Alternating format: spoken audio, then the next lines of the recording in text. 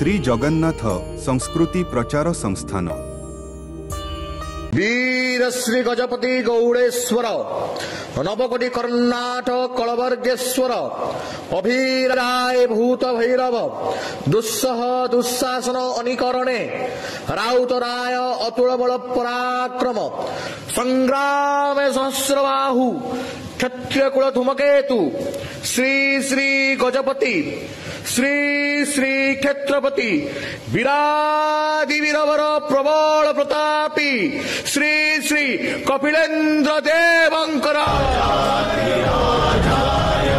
गजपति कपिलेन्द्र देव और महाप्रभुंक सुनाबेश श्रीजगन्नाथ महाप्रभुंक विभिन्न बेश मध्यरे सुनाबेश अन्यतम जहाँकि अत्यंत उपभोग्य आकर्षणीय।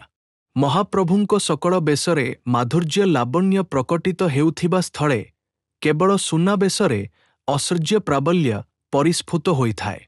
श्रीमंदिरस्थ रत्नसिंहासन उपरे श्रीविग्रह माने विभिन्न तिथिरे यथा कार्तिक पूर्णिमा कुमार पूर्णिमा दोल पूर्णिमा दशहरा प्रभृति दिवसमानंकरे राजबेश राजा राजेश्वर इत्यादि सुनाबेशरे सज्जित हेउथिले।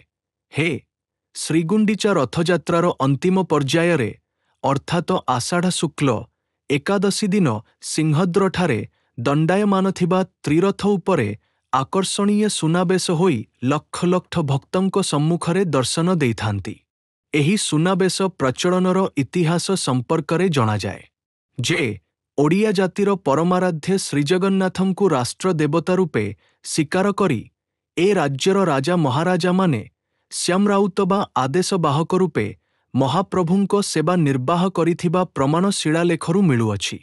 तृतीय अनंग भीमदेव 1211-1231 जगन्नाथंकु उत्कलर प्रकृत राजा और निजकु तांकर जनैक अकिंचन सेवक भावे सर्वप्रथमे घोषणा करिथिले।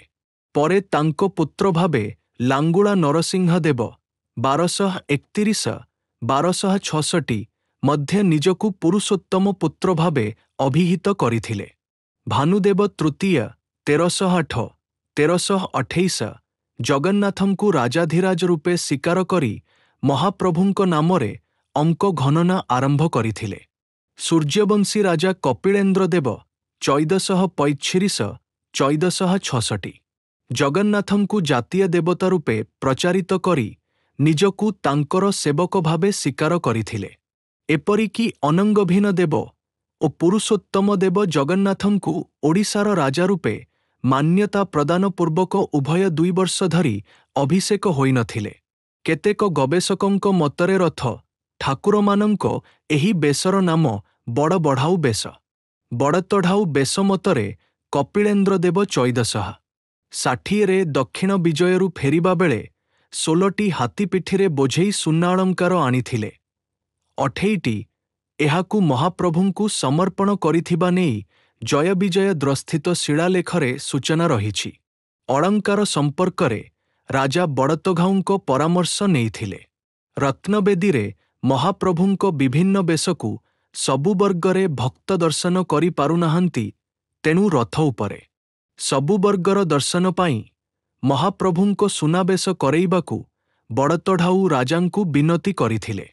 दक्षिणाभिमुखी यात्रारे 3 रथ सिंहद्वारे पहुंचिबा परे बड़ एकादशी दिन रथ उपरे सुनाबेश करिबाकु राजा अनुमति देइथिले।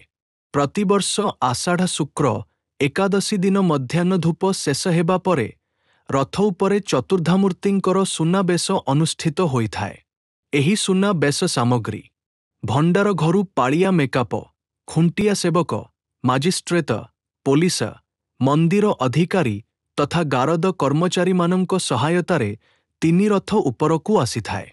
पालिया पुष्पाळक दैतापति खुंटिया मेकाप तलुच्छ भितरच्छ प्रभृति सेवक माने उपस्थित रही श्रीविग्रह मानंक सुनाबेश करिथांती।